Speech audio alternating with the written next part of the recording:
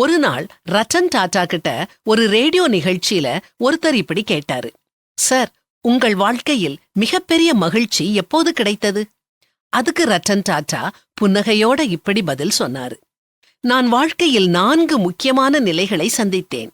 ஆனால் உண்மையான மகிழ்ச்சியை கடைசியில்தான் உணர்ந்தேன். முதல் நிலை, நான் முதலில் செல்வம், பணம் சேர்த்தேன். ஆனால் அது எனக்கு எளிய மகிழ்ச்சியை தந்தாலும் மன நிறைவை அளிக்கவில்லை. இரண்டாவது நிலை, பின்னர் மதிப்புமிக்க பொருட்களை சேகரிக்கத் தொடங்கினேன். ஆனால் அவற்றின் மகிழ்ச்சியும் ஒரு காலம் வரை மட்டுமே, அதுவும் நிலையற்றது என்பதை கண்டறிந்தேன். மூன்றாவது நிலை, பெரிய தொழில்களை உருவாக்கி இந்தியா மற்றும் ஆசியாவில் முன்னணி தொழிற்சாலைகளை நடத்தினேன். ஆனாலும் இதிலிருந்து எனக்கு கிடைத்த மகிழ்ச்சி நேர்மறையானது இல்லை. நான்காவது நிலை, ஒரு நாள் நண்பர் என்னிடம் 200 மாற்றுத்திறனாளி குழந்தைகளுக்கு வாகனங்கள் வாங்கி கொடுக்குமாறு கேட்டார். நான் வாங்கி கொடுத்து அவர்களிடம் நேரில் சென்று வழங்கினேன்.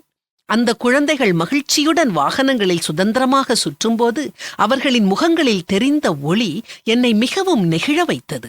நான் புறப்பட முயன்றபோது ஒரு சிறுவன் என்னை இறுக்க பிடித்தான்.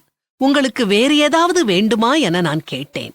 அவன் சொன்ன பதில் என்னை மட்டுமல்ல, என் வாழ்வையே மாற்றியது. சார், உங்களை மறவாமல் நினைவில் வைத்துக்கொள்ள விரும்புகிறேன்.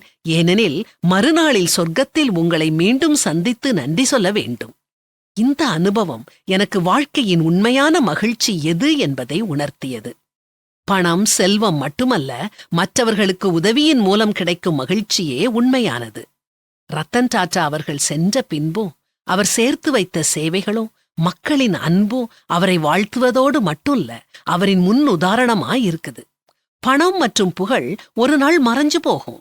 ஆனா நாம பிறருக்கு செஞ்ச உதவிகளும் சேவைகளும் தான் நம்மை நிறைவாக நினைவுல வச்சிருக்கோம்.